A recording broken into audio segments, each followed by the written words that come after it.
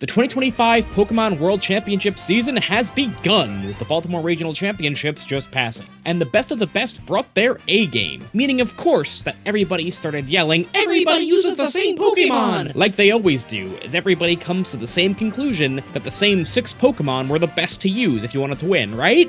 Well, no! The Baltimore Regional Championships saw a staggering number of weird little freaks of Pokemon succeeding at what can only be described as the highest level possible. But they weren't being used because they were somebody's favorites, at least I hope Noah's favorite isn't Hypno. Every single one of these weird, specific Pokemon were picked intentionally. These players had a reason for what they were doing, and for a lot of them, it seems to have worked out pretty well. So today, we're going to take a look at what I think are some of the weirdest Pokemon from the Baltimore Regional Championships to figure out why they were strong, and maybe it'll give us some inspiration for some of our own weird Pokemon down the line. But first, this video is brought to you by Marvel Strike Force. Marvel Strike Force is a dynamic squad-based RPG that brings the Marvel Universe to life. You control a squad of brave heroes and dastardly villains as they fight epic battles with iconic enemies. And with how many characters are available for you to collect, there's countless teams and combos and strategies for you to try out. You can use my link or scan the QR code on screen to get free characters like Agatha Harkness and Spider-Man. I got Spider-Man right here. And why wouldn't you? With tons of outstanding game modes like Blitz and Arena, there are tons of different ways for you to experience Marvel Strike Force yourself. And not just by yourself either. With Marvel Strike Force's alliance system, you can band together with friends new and old to complete raids, participate in head-to-head alliance wars, and earn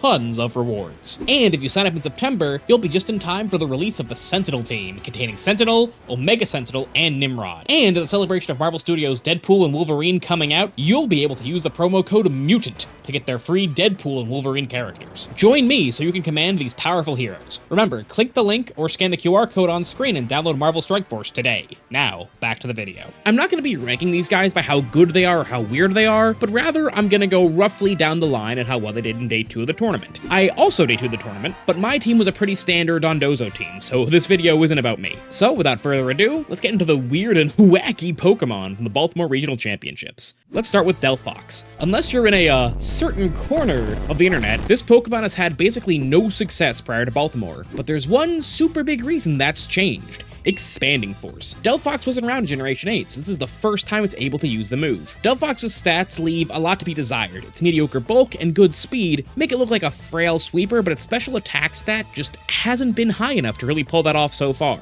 But now that it has access to such a powerful move like Expanding Force, and absolutely busted Psychic-type spread move, the power of the move itself sort of makes up for the mediocre stat it's coming off of. Plus, because Delphox is a fire type, it can hit one of the most annoying dark types in the format, King Gambit, for good, super effective damage, where Gambit would otherwise stop other fast Expanding Force users like Espeon in its tracks. A lot of folks use this Pokemon sort of like Iron Crown in past Scarlet and Violet formats, where you would use it as a sort of fast Psy-Spam team that didn't really share a lot of DNA with the hard Trick Room teams that we usually see using Expanding Force. But Arbin used it to create a fast mode on hard Trick Room. Usually when hard Trick Room teams have a Lilligant and Torkoal Sun mode, they can go for a fast lead, but will still end up needing to twist the dimensions at some point, if you can get through their lead, which can be kind of awkward. With Delphox on the team, however, once they deal with your Lilligant or your Torkoal, you can immediately swap in Delphox and keep the fast-paced pressure going. And you can still just do Indeedee, Hatterene, Torkoal Trick Room stuff. Delphox added a whole new dimension to these style of teams, while also just spawning its own archetype, a fast offensive team that abuses Expanding Force, like we saw used by Ben Grismer, who also made Day 2. Next, I'm going to talk about a Pokemon that will make every 12-year-old squeal.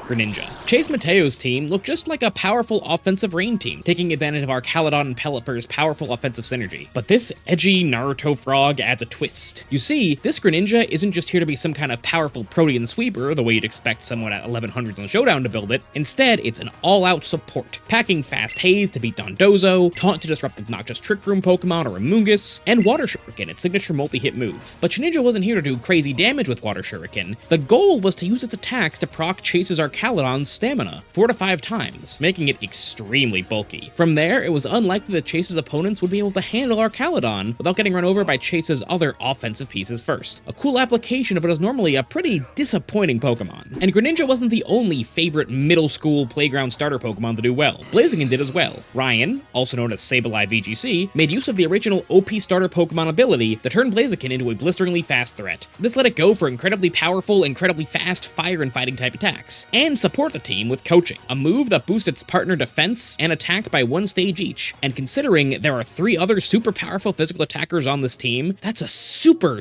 scary move. Next up, I'm going to talk about VJ Suit's team. Oh boy, where to begin? So this guy is kind of infamous for playing some really wacky stuff to really respectable results. If I remember right, last year he was super into this team with Braviary and Tinkaton that he played for a super long time, and it seems like his habit of playing weird stuff hasn't changed. His team is a Scyther on it, Eviolite makes it pretty bulky, and Technician boosted dual wing beat off of a base 110 attack is pretty scary, but given that it's literally just protect 3 attacks, it seems like VJ was using it as a relatively fast, bulky attacker. I suppose it's really good into the grass types in the format, like Amoonguss and Rillaboom, but I can't really figure out why this one's here specifically. Similarly, he has a thick fat Assault Vest Snorlax. I suspect this mon is here to beat Psyspam because with its Terra Psychic, it's resisting all of Gallade's attacks, Expanding Force, and Torkoal's attacks, and with the Pokemon is naturally super specially bulky, supplemented even further with the Assault Vest. Again, this team is kind of a mystery to me, so if you have any ideas about why this team is constructed how it is, let me know in the comments. Oh, by the way, if you want to hear me talk more about my own teams more in-depth going forward, I'm launching a Patreon. For only $4 a month, you'll get a write-up after every major tournament I go to, plus rental codes and paste if I'm done using the team for the format. I'll also upload some extra bonus content for stuff I want to talk about, but I don't think it's worth uploading as a main channel video, or just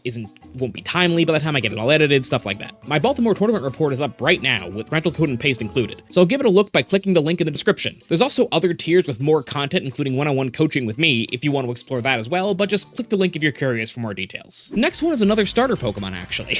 Now that I think about it, it's kind of sad that so many starter Pokemon are a surprise to see do well. Brendan Zhang, the 2013 Junior Pokemon World Champion, showed up with Scarf Hisuian Samurott. Well, I've spent a lot of time talking about how the other 2 Hisuian starters are pretty good in this format. This one I didn't really get. In a nutshell, Brendan used Hisuian Samurott as a super strong physical attacker that can stack a boatload of multipliers. Using Stab Razor Shell, boosted by Rain, and boosted by Sharpness, Samurott's ability that gives it a 1.5 times boost to slicing moves is... That's a lot of damage! In fact, 3 of Samurott's attacks are able to take advantage of the Sharpness boost, Night Slash, Razor Claw, and Sacred Sword. And honestly, with the options of boosted Water, Dark, and Fighting type attacks, Samurai covered most of the threats in the format, except stuff like Primarina and Amoonguss, but you can deal with that with your other Pokemon. Next one is a Pokemon you've probably already heard about if you're on Twitter, Noah Pylo's Hypno. Literally, since I've known Noah, all he does is play Raytrist Annihilate plus Screens, Grim Snarls, but this time he ran into a problem. His team was really weak to Size Spam and Dondozo, and he only had 1 slot left on his team that he could afford to change. He ripped all the way through the Pokedex, and he found something completely at the bottom of the barrel. Wait a minute! Look at this thing's stats. It doesn't do anything well, but it has a bunch of traits that made it the perfect answer for what Noah needed. First, Hypno is immune to sleep, thanks to its ability Insomnia. Second, Hypno has access to Haze, so it can be used to answer Dondozo. Finally, it has the perfect combination of moves to completely shut down Size Spam. Trick Room, Expanding Force, and Imprison. This completely locks down a Size Spam team's ability to do their core game plan. Now, it's worth noting that Noah only brought Hypno to 1 set, but it was against me, and it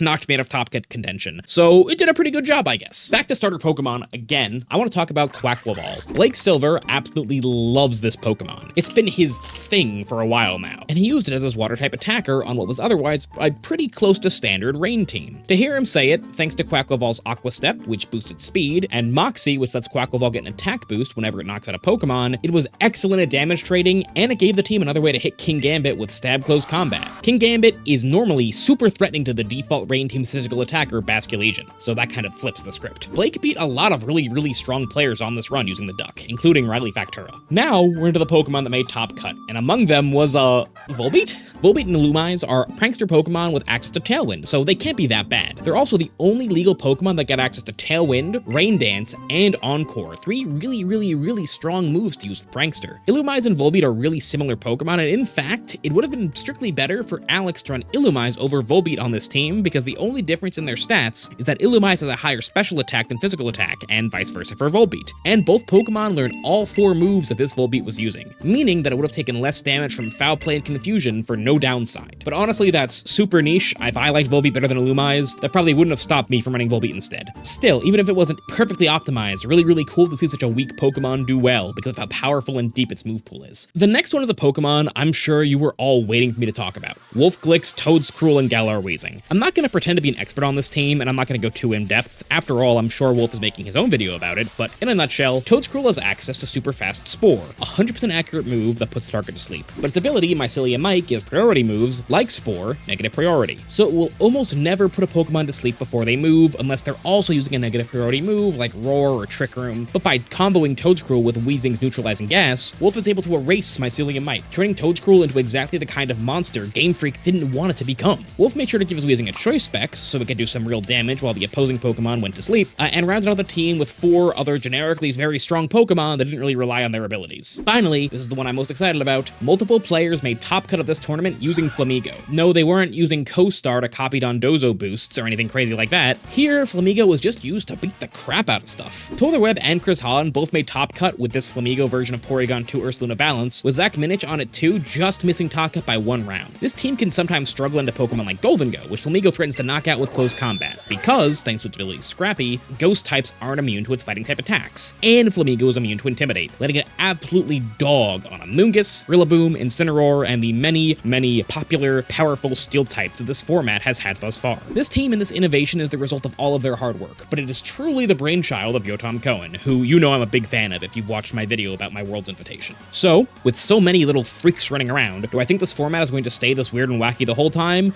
Probably not. As the format gets older, the metagame will become more centralized, but it's really cool to see so many unique Pokemon do so well and see how many different unique solutions there are to the more threatening common Pokemon. That's all I have this time. Thanks for watching, and make sure to download Marvel Strike Force using the link in the description. Bye.